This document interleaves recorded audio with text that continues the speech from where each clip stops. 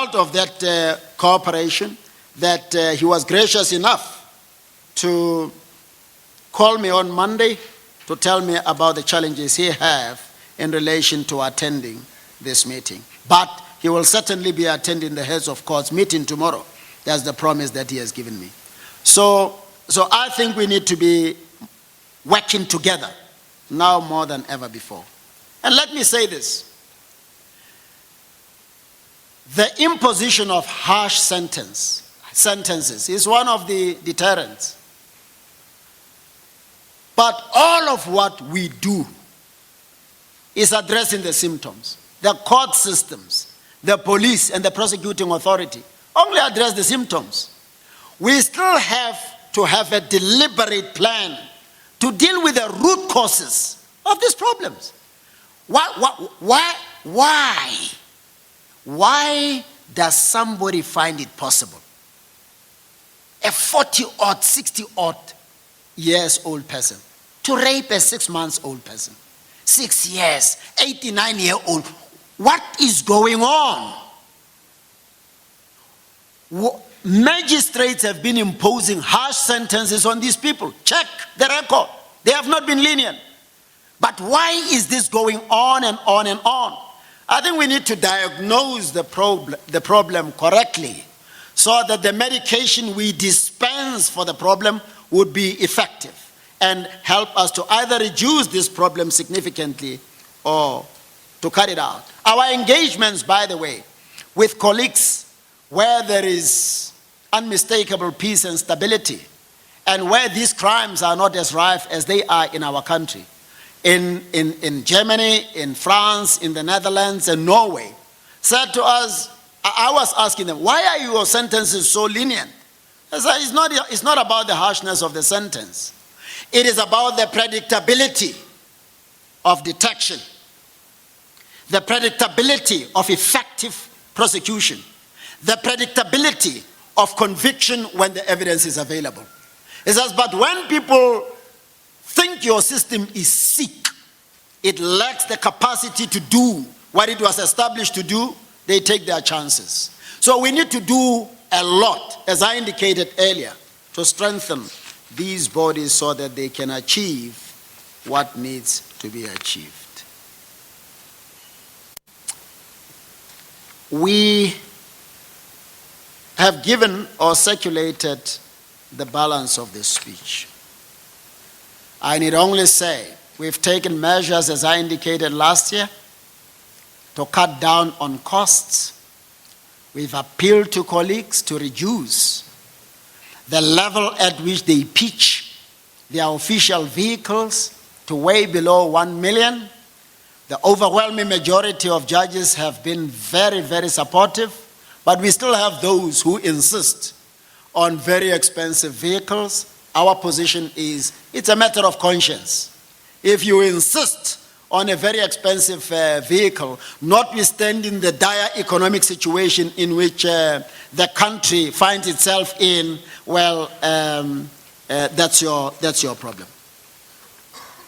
Minister Delil, we're very grateful for your timely intervention whenever you are called upon to do so.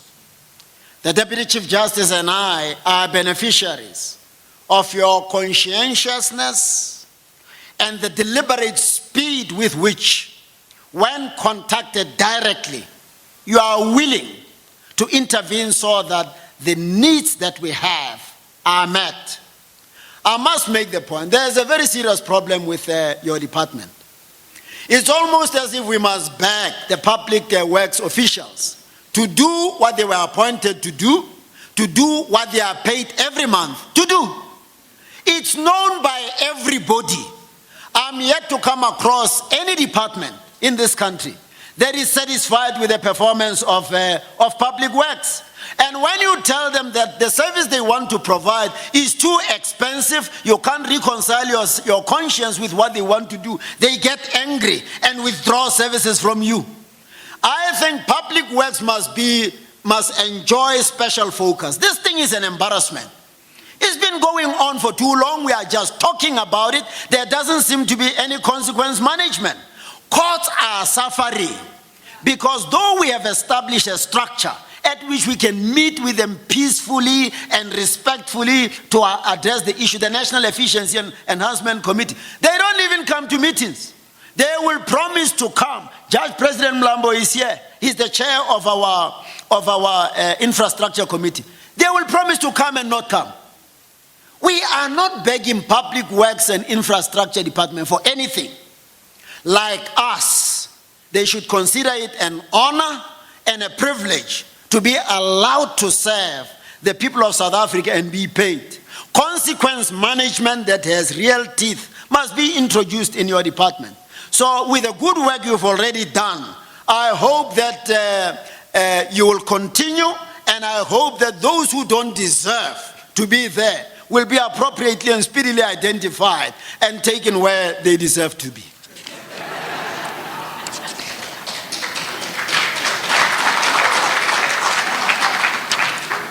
I want to express, finally, my appreciation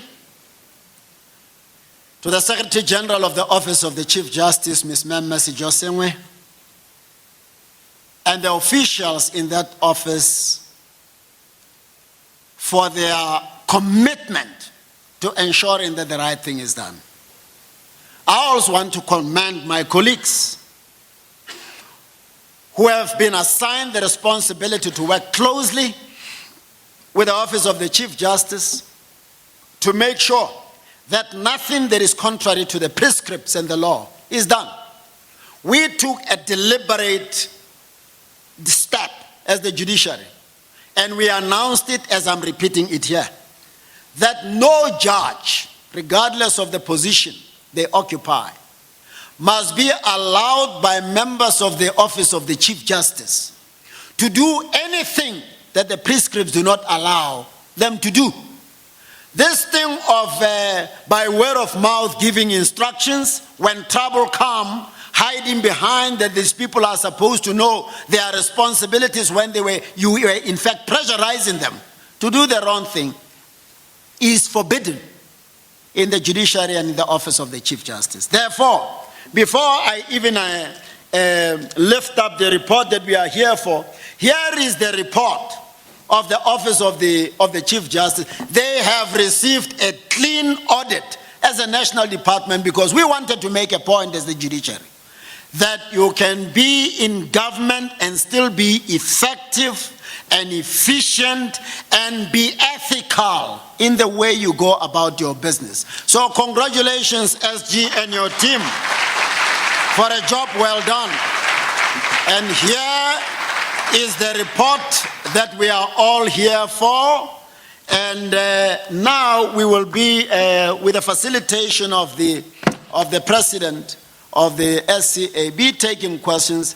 I must say, any question, even if you want to ask questions relating to those emojis that you are sending in relation to corporal punishment, you are free to ask those questions.